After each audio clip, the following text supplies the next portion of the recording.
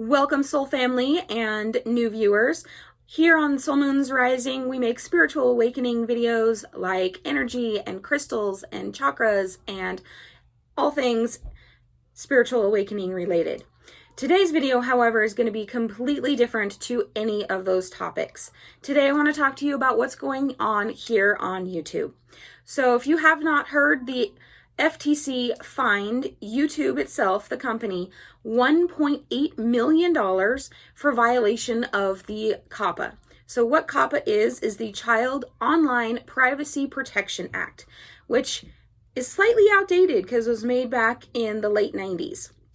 So let's talk about what this actually means. So basically, YouTube creates, well, their computer gets data from the viewers. Okay, so whatever you're logged in, when you're logged in on your account, YouTube collects your age, where you're at, what kind of videos you watch, and what ads might you be interested in, depending on your viewing history. So that's in a rundown how YouTube works. It's basically a computer, and it's an AI. It learns what you like. Okay, so now let's go back here. So YouTube has been collecting this data for all of its viewers, every single one, and it's what helps us creators know what you guys want to see. Okay, so everybody from, Ping Pong, the Baby Shark channel, Ryan's toy reviews, here on Soul Moons Rising, some of my favorite YouTubers like Amy's Crypt, we all get data from our viewers. Okay, well, according to COPPA, that is illegal when it's a child viewer. Okay, so let's go here and talk about child viewers.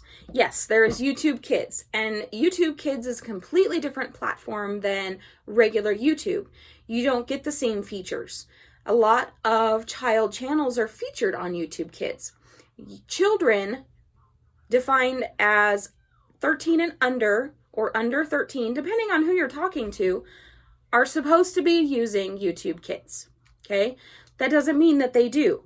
Parents, including myself, have allowed our children to watch YouTube Kids stuff on YouTube Standard, on the regular YouTube app. Mind you, we still get all the same stuff, but we get personalized ads on the regular YouTube. So from my watch history, I will get ads that are directed towards me. Okay, now, the FTC says that is not okay. All right. They don't want the children having personalized ads. They don't want their information being tracked, which I can see in some sense. But personally, as a mother of 4 children, my youngest one being 3, I would much rather have personal ads for my children than non-personalized ads, because I would rather my 3-year-old see a commercial for Mattel or for the new trailer for Frozen 2 that comes out than seeing a beer ad, or I saw a men's soap ad that was kind of risque. I mean, it was really funny, but it was not appropriate for a 3-year-old. So mind you, I'm sure YouTube wouldn't put ads like that on YouTube Kids, but on YouTube regular, how are they going to know? Honestly, they're not going to know who's viewing, because my profile says, I'm 36 years old. So if my 3-year-old is watching on my profile, watching Baby Shark, then it looks like a 36-year-old's watching Baby Shark, not a 3-year-old. But the algorithm with YouTube, which again is a computer, it's learning. So it can say, hey, well, this is probably a kid watching, not an adult. And then it can give kids ads, which, you know what, I'm really okay with. But then the FTC can come in and say, my 3-year-old walks away from my phone, and so I pick it up and start watching. How's the algorithm going to know who's watching? Right? And so I switch to, say, I don't know, a toy review channel, an adult doing reviews on toys for the upcoming Christmas season. You know, what they suggest, what toys are good, what ones might have problems. Now, those channels kind of have a gray line, especially the channels that say are anime. You know, kids watch anime, but is anime really kid directed? You know, if you really look at it, a lot of it is not. Also, things like music channels. How many kids listen to music? Those channels are at risk. Here on Soul Moons Rising, I'm probably not at risk, but the channels that are at risk, that are on that gray line, there is a possibility that the FTC can come down on individual creators fining $42,530.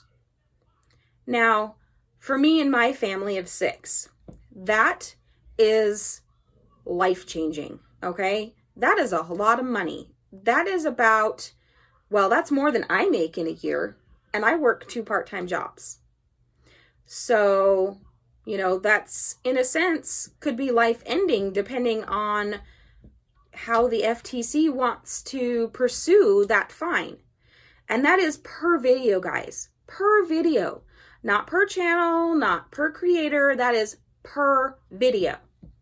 So let's go back to the guys that, you know, adults doing reviews on, say, Marvel collectibles. We're talking collectibles, not the action figures that you get in the toy aisle. You know, maybe even antique collectibles, but it happens to be Marvel. Is my 10-year-old son going to watch the information on the Marvel collectibles? He'd probably enjoy that. But the stuff's not intended for kids. So how are those YouTubers going to deal with this? Now, you may be thinking, this does not apply to me because I'm not a YouTuber. Well, in a sense it does, because those YouTubers that are in the gray, they're going to want to get as far on the not made for kids side as they possibly can. So you're going to probably see things like foul language, more risky content.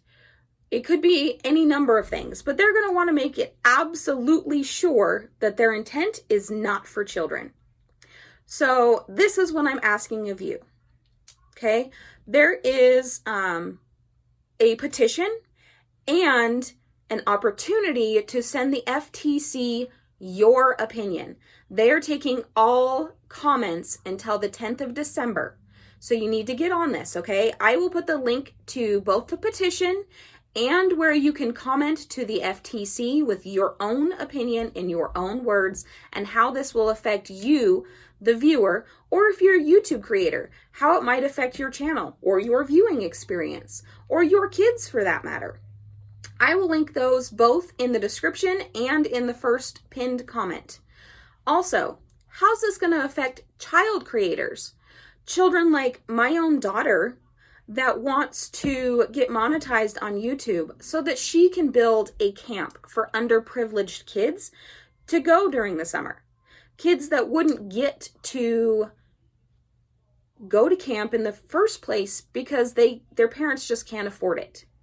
I don't know if you've looked at prices of camps lately, but even a Girl Scout camp, one, you have to be a member of Girl Scouts. So you either pay to become a member, which here in Silver Sage Council is $40 last I checked, and then you still have to pay for the camp on top of that, which is anywhere from right around $300 to $500. There's other camps where you don't have to be a scout. They range anywhere from $500 to $1,000 depending on where you're going. Those are just the ones that I've researched. So for kids like my daughter who are actually trying to make a difference in the world, how is this going to affect them? You know, now it's the FTC, it's our own government telling our children that they can't make a difference in the world until they're an adult. What kind of message does that send our kids? So thank you guys for watching this video. I know it's completely different from anything I've ever made before, but this is very important for everybody on YouTube. So please go sign the petition, go leave a comment for the FTC, and I'll leave a link to a couple of videos from an ex-lawyer who actually went and talked to the FTC. And so if you want more information on that, you can also watch his videos. So thank you so much for your time in this video, and have a blessed day. From my light to yours, guys. Namaste. One more thing before I go.